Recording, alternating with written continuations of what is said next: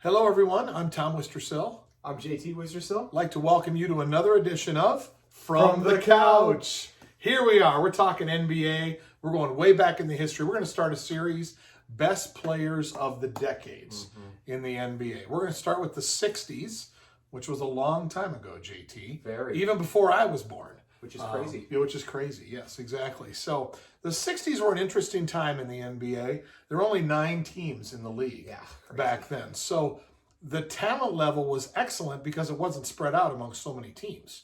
So, but also the elite players certainly put up elite stats, right? Yes. I mean, there's some crazy stats when we talk about these players. I'm going to share with you a crazy stat from the 61-62 season.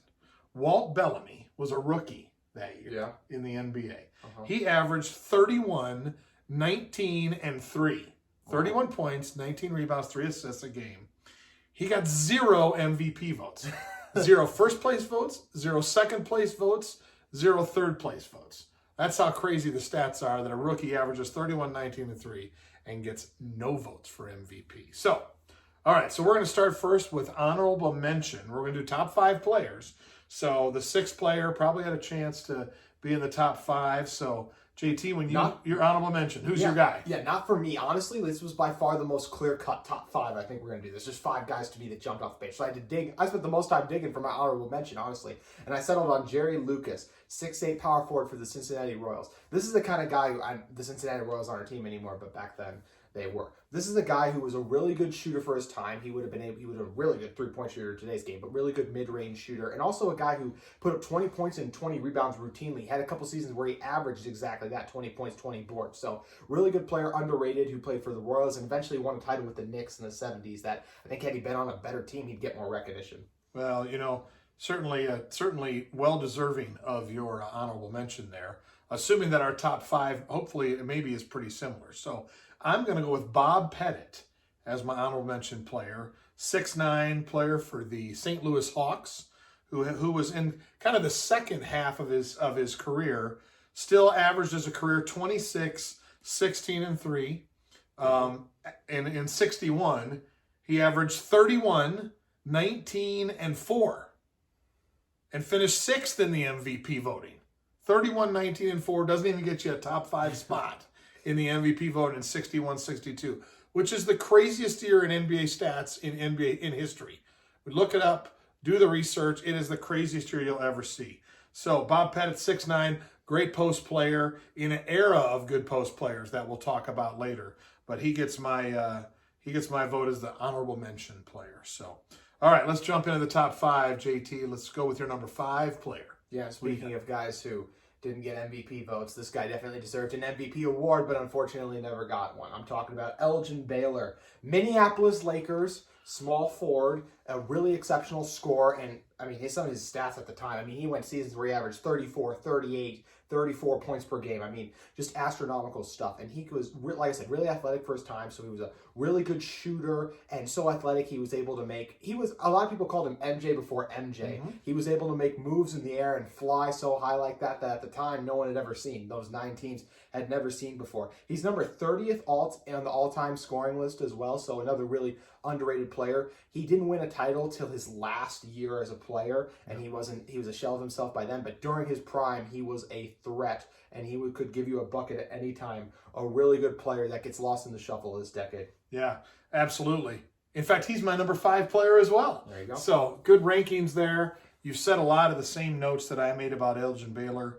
I think what most people don't realize was, back then not many games were on TV, and so when a game was on TV, that's when people got to see the athleticism, and that really blew people's doors off, was what Elgin Baylor could do. He was Jordan before Jordan, and Dr. J before Dr. J, and truly an elite athlete amongst a time when there weren't that many great athletes. Wilt was in a class by himself, but then Elgin Baylor, at his 6'6" size, was really making plays.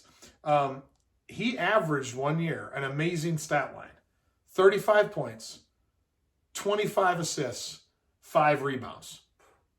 An amazing stat for Elgin Baylor one year. And could really score, could pass the ball, could rebound. He was an amazing player. A career 27, 13, and 4 guy. So great stats by Elgin Baylor. He could really fill it up. Okay, Let's move to number 4. Who do you got? I got Mr. Triple-Double, Oscar Robertson, coming in at number 4. 181 triple-doubles. An insane number, obviously. But this guy could do it all. The scoring, he was so athletic at the time. The rebounding, and of course the passing. Russell Westbrook had one season averaging a triple-double. We went crazy. Robinson did it twice in back-to-back seasons. And many other years flirted with it. One year he had 9.9 rebounds. So that's how close he was to it again. So really just an all-around player that unfortunately at the time, he was another guy with the Royals, didn't have the talent around him early in career. Later on gets Kareem, which was nice to boost. But just the all-around game like that. I mean, he averaged 30 points in 6 seasons, averaged 9 assists in 9 seasons, and averaged over 9 rebounds in 5 seasons as well. So the scoring, the playmaking, the rebounding, I mean, the Big O, the all-around game is obviously what stands out when it comes to Oscar Robertson. Yeah, no doubt about it. I'm going to get to him later. I had a real struggle with this one. I ended up with Jerry West as my number 4, the logo for the Lakers. 6 first-team all-leagues during the decade. He was a career 27, 6, and 7 guy. Only won 1 title. Him and Wilt in 72, arguably one of the best seasons ever for an NBA team. They finally got past the Celtics that year. He still has a record. He averaged 46 a game in 1 playoff series. No one's ever done that before. And he also has another record. He is the only player on a losing team to be named Finals MVP in 1969. So an amazing player, amazing shooter, probably one of the first true elite jump shooters that came in the league in the 60s and revolutionized the game from West Virginia. Also went on to be a great executive in the NBA, as we know. And he's the logo. So nobody could take that away from him. So he's my number 4 guy. If he'd have won more titles, he'd have been up higher, but just couldn't get over the hump. So, all right, number 3, JT. I, like you, struggled with 3 and 4, and I would assume your next one's going to be the same as mine was before. At number 3, I put Jerry West at number 3. The leadership, the tenacious defense, getting to the finals 9 straight times, the proven winner, the really good jump shooter as well, would have been an exceptional 3-point shooter once again in today's game. And the logo, and the most underrated thing about him is how clutch he was. He has one of the greatest buzzer beaters of all time versus the Knicks, if you go back to that as well, and just the determination to win is what made people love his competitiveness and energy so much. And I think that's one of the reasons he became the NBA's logo. He battled a lot with those Celtics teams, but sometimes he was the best player on the court, winning Finals MVP, like you mentioned that one year. So, I mean, he averaged 28 to 30 points per game for most of his career. Even in the twilight, sometimes he would squeeze out 25, which is crazy. And he was also an exceptional passer and rebounder, really good defender, exactly what you want in a point guard and a representative for the league, which is why he is the logo. Jerry West comes in at number 3 for me. Okay. Number 3 for me, you're right, the Big O. As JT said, his stats are amazing. Averaged 30 points a number of times through the decade. He led the league in assists 7 times in the decade. 9-time first-team All-NBA, averaged a triple-double, as we talked about a couple times. He won the MVP in 64. He won 1 title in 71 once Lou Alcindor joined him.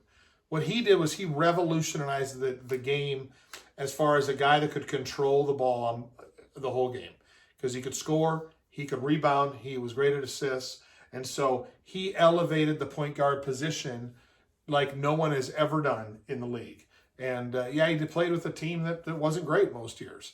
But nonetheless, when you put up the stats that he did and changed the game the way he did, he's going to be the best guard, certainly of the 60s. No doubt about that. Okay, we move on. Up to number 2, JT. Where'd you go with number 2? I really struggled with 1 and 2. And for you, we both know the centers we're going to name, but they're totally different players. But in the end, after thinking about it more, I ended up putting Bill Russell number 2.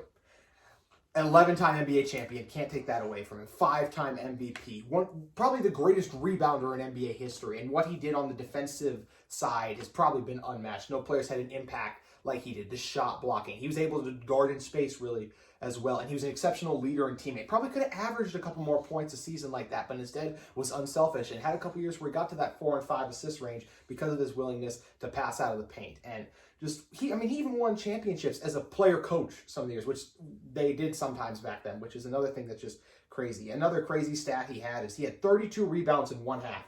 Just talking about him being the greatest rebounder of all time.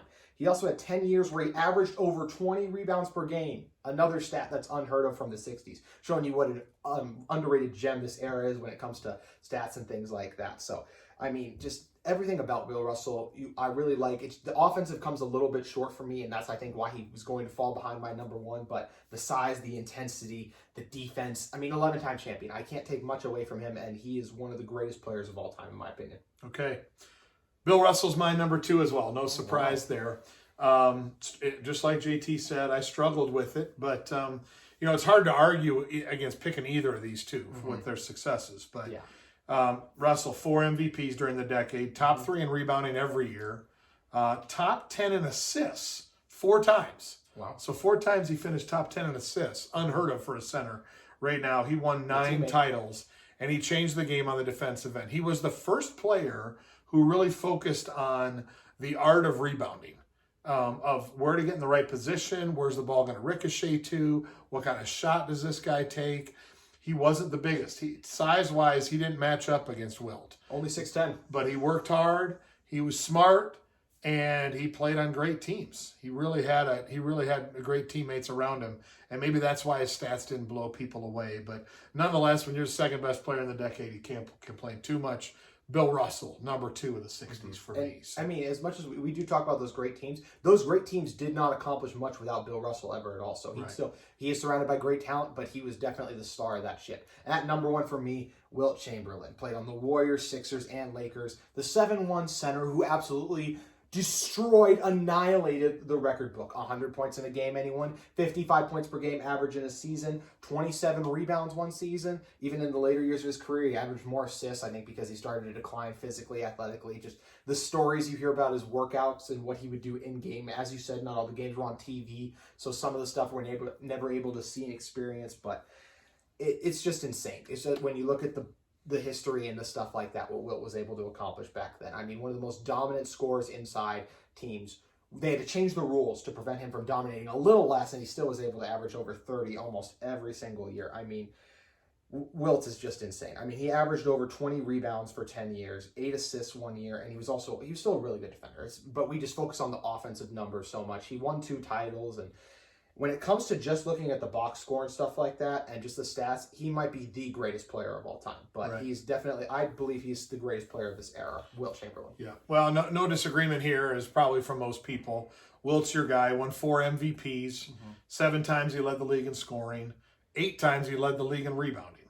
How about this back to 61-62 season? Unbelievable. So he averaged 50 and 26 on the year.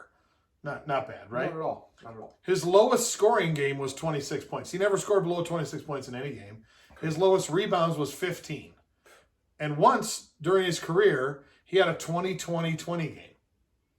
20-20-20 game. Again, unheard of. So, we're talking about a 7'1" guy with a 40-some inch vertical who was the best player of the decade and arguably one of the best players ever to put on. He was well ahead of his time athletically, and certainly had trouble getting past the Celtics teams in the finals. That's certainly not his fault. He was that dominant. So Wilt is our number 1 player, as we agree with here on the 60s. So, any thoughts on the 60s? I did want to throw a couple things in more about Wilt. 4,000 points in a season, one season, the only player to ever accomplish that. Guess how many? So Wilt has the record for the most rebounds in a single game. Guess how many that is? How many rebounds? In a single game. I'm going to say 38. 55. Wilt Chamberlain had 55 rebounds in a game. Amazing. Just for comparison to also how amazing Bill Russell is, he had 32 and a half. So I think I actually did mention that earlier, but just insane stats, stuff like that. So Wilt, the dominance, the athleticism, and like I said, really underrated era when you have 5 guys who are all for sure top 50 players. And I mean, I think at least 4 guys who are for sure top 20 players. So unbelievable era, and really fun to dive into the history and just get to look at Wilt's stats and numbers again and make sure you are reading it correctly. Yep, exactly. So, well, I hope you enjoyed our look back in the 60s. We'll be back next time when we take a look at the 70s on our next edition of From the Couch. So we'll see you next time when we head to the 70s.